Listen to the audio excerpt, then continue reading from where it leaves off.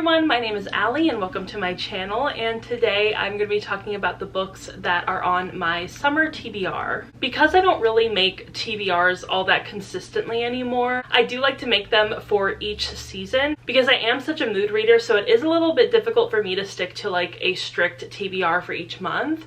It's a little bit easier for me to collect some books for each season and figure out a vibe for that specific season. So for summer, I have a lot of romance books, some classics, some nonfiction, some literary fiction, so I feel like that's going to be the vibe for the summer. I will say though that I have been in a bit of a fantasy mood lately, so I don't know if that's going to totally affect what I actually read during the summer, but these books are, I think, about 11 or 12 books that I really want to get to this summer, and hopefully I will be able to prioritize these. Also, I do have some books that I am currently reading or that I have been like in the process of reading over the past like few months to a year, so I'm not going to include those because like I'm kind of already counting them as books that I'm reading. These are just books that I have not started yet that I really want to get to. So without further ado, let's get right on into the stack. So the first book that I really want to read is a romance, and that is The Makeup Test by Jenny L. Howe.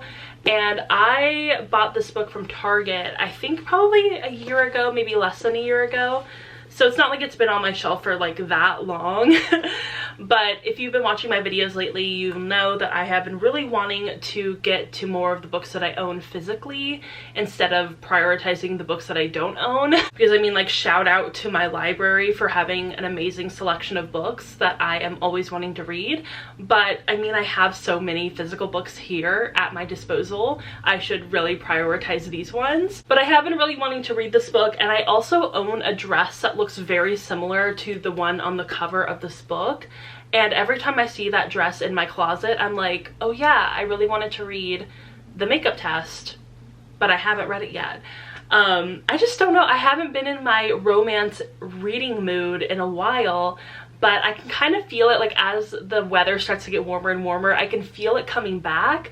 So I don't think it's gonna take that long for me to get back into reading romance. So I really want this one to be one of the first adult romances that I pick up for this year. I guess not the first one, but the first of the season. The next one I really want to get to is Lease on Love by Fallon Ballard.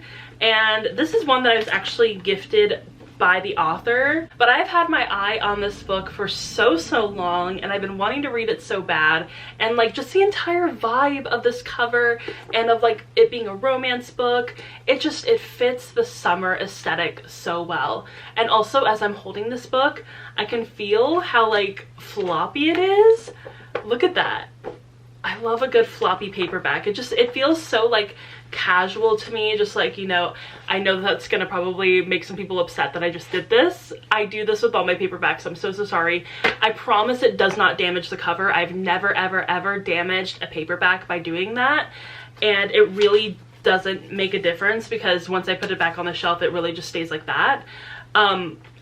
I had to make that little disclaimer because I knew immediately when I did that, I'm like, I'm gonna have people commenting on this video being like, you just folded the cover of a paperback. That's just how I do it. It just fits so comfortably in my hand. What am I gonna do? This is evolution's fault, not me. But I am really excited about this, and I could just see myself being on like a beach, drinking a coffee, an iced coffee obviously, and putting on some Taylor Swift and just reading this book, just like reading it cover to cover.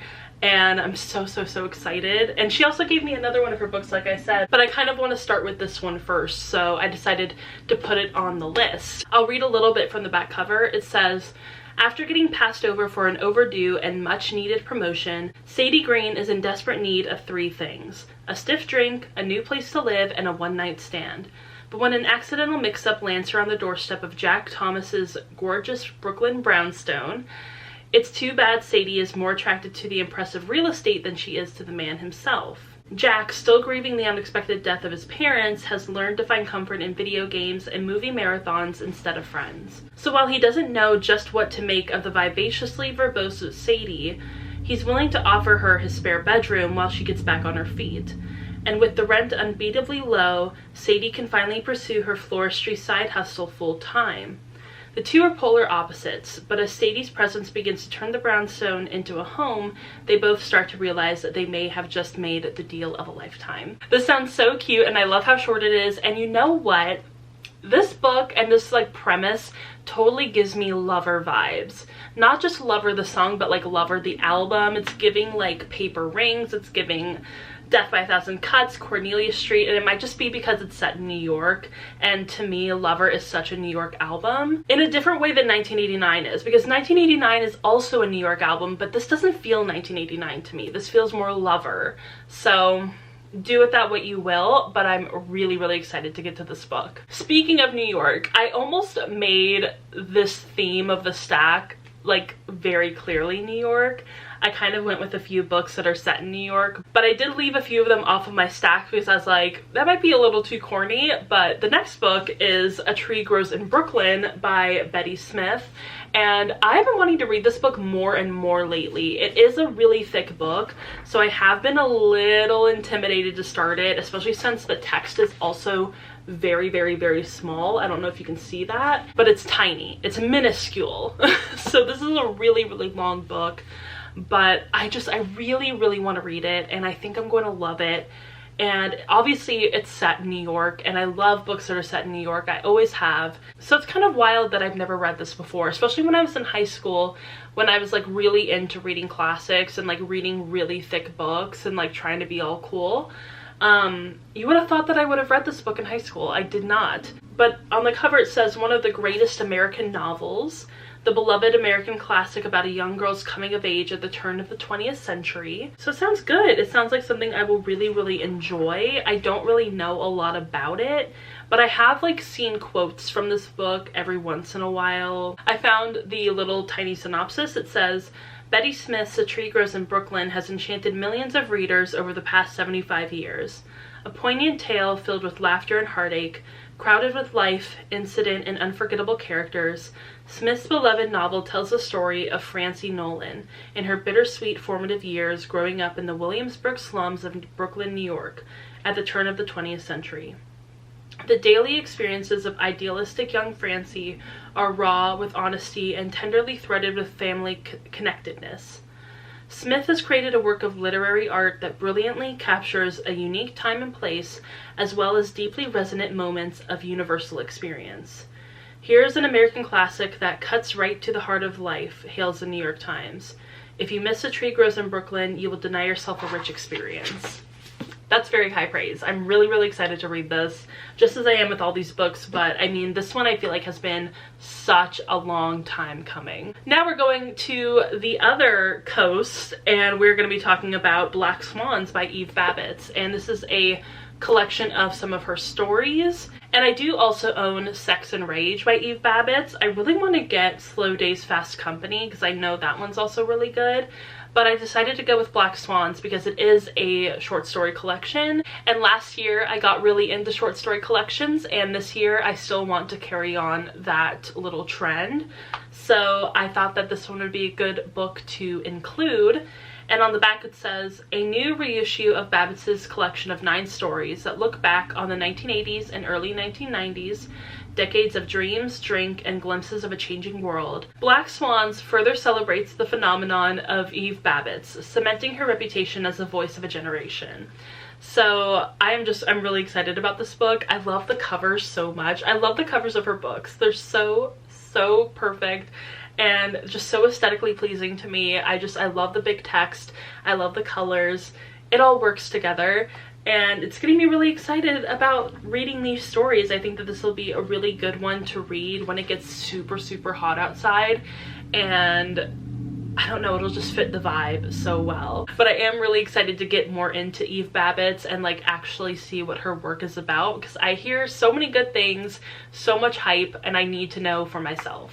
Going back to the East Coast, we have Happy Hour by Marlo Granados, and I have been meaning to read this book forever. I actually bought this book at a Barnes & Noble on Long Island when I went for the first time, and I think that that's kind of special to have gotten this book in New York when it's set in New York.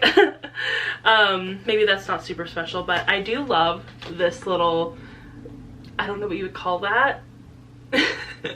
the inner flap of the book. I hate that, but I love this. I think that's so cute, and oh, I'm just so excited to read this book. I think I'm gonna love it. I think that this might be one of my new favorite books. I just have that feeling, you know, sometimes you like hold a book, sometimes you think about a book and you're just like, I don't know, there's something about it that I think is really gonna stick with me, and I definitely have that feeling whenever I hold Happy Hour or even like look at it. I'm just like, I feel like we're gonna love each other, right? This is gonna be a nice romance between me and this book. The next book on this list is one that I feel like I've owned this book for so long, and that is Queenie by Candice Carty Williams. I clearly got it from Target. I hate this. I wish that they wouldn't do this to my books, because it's not a sticker. It's not something that you can take off. It's literally printed on the book. And of course it says diverse book club pick. Thanks. But this is a book that I have heard so many good things about. Clearly this book is very well loved because it has like an entire page of praise, and it actually says that it's one of the best beach reads according to today.com, oprahmag.com, and refinery29. So I think I picked this book up perfectly for summer if it's going to be a beach read. On the back it says, meet Queenie, journalist, catastrophist, lonely, loved, relatable. Her boyfriend has asked her to leave their apartment. Her boss doesn't seem to see her. Her Jamaican British family doesn't seem to hear her. Her best friends try but fail to help her. Queenie is in a spiral. As she careens from one questionable decision to another, she finds herself wondering, what are you doing? Why are you doing it? Who do you want to be? All of the quandaries today's woman must face in a world trying to answer them for her. This feels like a book that I am going to painfully relate to in a way that only a few books really truly understand me. I'm trying to think of one that like I can just like pick up from the shelf that like immediately I'm like, yes, that's the book that like fully gets me as a person, and like in a way that isn't flattering, in a way that isn't like, oh, that's me, you know. It's more like, oh, that's me. I feel like Again is that kind of book by E. Lockhart. This main character is me, and it's not good. It's great, but it's not good. And I love those kind of books that just like really attack you and who you are, and the fact that you can't decide anything and your decisions ultimately suck, and you're not perfect. And I love that. I love being read by a book, and I feel like Queenie is going to do that for me. I think I'm really going to relate to this book, and I think that it's going to tear me apart, so I'm ready. The next book is one that I wasn't really sure if I was going to add it to this list or not, because I wasn't really sure if A, it would be a good summer book, and B, if I really wanted to read it yet. I just, like, there's some books that I want to read, but I know that I'm just not ready for yet. Not in terms of like my skill or age or whatever, it's just like I'm not in that place yet. I'm not in that space of mind. And this is definitely one of those books, but I bought it when I was in New York, I think the first time I was in New York, right? So back in 2021. That is Never Let Me Go by Katsuo Ishiguro. And I just am so torn about this book, and if I'm wanting to read it, and if I am ready to read it. But I've had my eye on this book for so long, and like I said, I bought it back when I was in New York for the first time at the Barnes & Noble on 5th Avenue. And I don't know, I have such mixed feelings about starting this book. I am excited to read it, but I'm also nervous. On the front it says, a page turner and a heartbreaker, a tour de force of knotted tension and buried anguish. I'm excited about this one. I think it'll be really interesting, and I don't totally know what to expect. This is totally like a wild card in the stack of books that I'm just like, I have no idea how I'm gonna react to this book, and I'm kind of intrigued to see what will happen. The next book is another collection of stories, and that is The Woman Destroyed by Simone de Beauvoir. And I got this on my birthday this year from Barnes & Noble, and I'm so excited to read it. Also, I just realized that my nails are totally matching the cover of this book. As you can see, I painted my nails hot pink, and they really do match the cover, which is so cute. Like I said, this is a story collection, and it says, in 3 immensely intelligent stories about the decay of passion, Simone de Beauvoir draws us into the lives of 3 women, all past their first youth, all facing unexpected crises.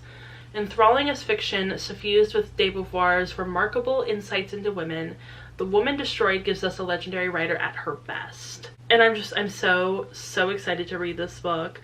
This is one that I feel like I have seen everywhere on like TikTok and Instagram from people I follow, and I'm always intrigued by the title of this book. I need to know what that means within the context of these stories. I really want to see what journeys these women go on. And for me, this book definitely gives the same vibes of that Eve Babbitt's book, where I'm like, I really want to read this on like one of the hottest days of the year. It just like, it gives that feeling. I don't know. It's so hard to describe because it's just like, I can see myself sitting in my backyard reading this book, sweating my ass off, and just sitting in the sun and baking all day. I realized that I have a lot of books that were published like 10, 20 plus years ago on this list. And the next one is The White Album by Joan Didion. And I have been meaning to read this book for so long, but I did finally read my first Joan Didion book last year, and I absolutely loved it. It was The Year of Magical Thinking. It was so good. It absolutely broke me. So I'm really intrigued to see what kind of journey this book takes me on. It says that it was first published in 1979. The White Album records indelibly the upheavals and aftermaths of the 1960s. Examining through the lens of her own spiritual confusion, key events, figures, and trends of the era, including Charles Manson, the Black Panthers, and the advent of the shopping mall, Joan Didion helped to define mass culture as we now understand it. Written with the commanding sureness of tone and stark linguistic precision, The White Album remains a central text of American reportage as well as a classic of autobiography. I feel like this is like the quintessential book. This almost feels like the quintessential Joan Didion book, just in general. And I feel like I am totally missing out by not having read this yet. I need to read it. I need to be in on like the conversation. And I'm so excited to read this book. It's another one where I want to just sit in my backyard with a coffee, just sitting like this, drinking, listening to some music, and reading this book and enjoying it and loving it.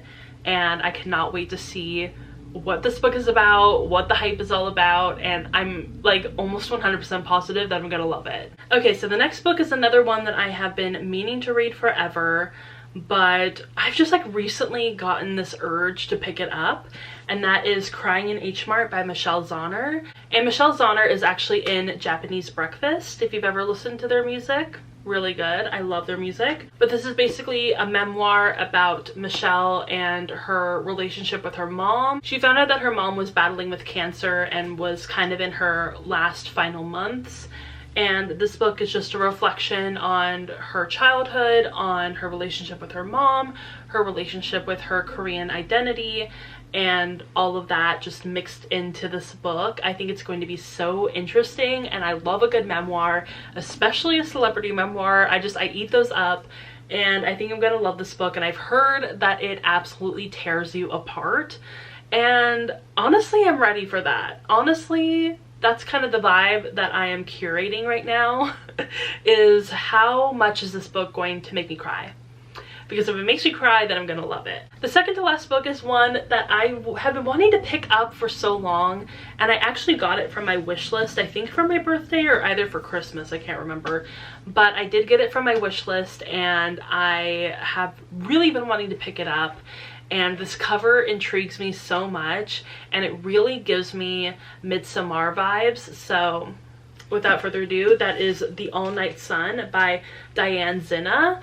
And yeah, this cover is very much like Tangled meets Midsommar, and I think that this is going to be really, really intriguing. And this book seems to be about an all-consuming, quickly burning, possibly toxic friendship, very codependent.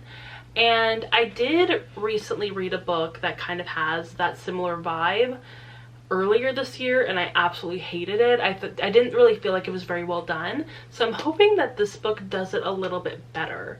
or at least a lot better, because I'm really hoping that I love it and that I'm obsessed. It just sounds so interesting, and it has this kind of like twisted narrative to it, so I'm really intrigued to see what happens in this book, and I don't really want to know too much about it before going in. I kind of want to just have like the vibes of the book and then have everything revealed to me as I'm reading it, instead of going in being like, I already know what's gonna happen, I already know what this book is about. Because I feel like it's not necessarily a thriller, but it has that sort of like tension built in there. So I'm really intrigued to read this book, and I think I'm going to absolutely love it. The very last book that I want to read is actually a historical romance, which I love historical romance. It's one of my favorite genres. I haven't read too many of these this year, which is really weird. I feel like last year was kind of more of my historical romance era, but this book was actually featured in my series of videos that I did earlier this year about the 2023 new releases that I'm excited about, and that is Anna Maria and the Fox by Liana de la Rosa. I've heard so many good things about this book ever since it came out, and I did get it from Book of the Month. This was actually my last Book of the Month that I have gotten in a while. And I was really excited to see that it was one of their picks for that month, for April. And I'm so glad that I decided to pick it up. I'm so excited to read it. I think it's going to be amazing. And I need a new historical romance to like fall in love with. Because actually one of the new Harper St. George books is coming out really, really soon.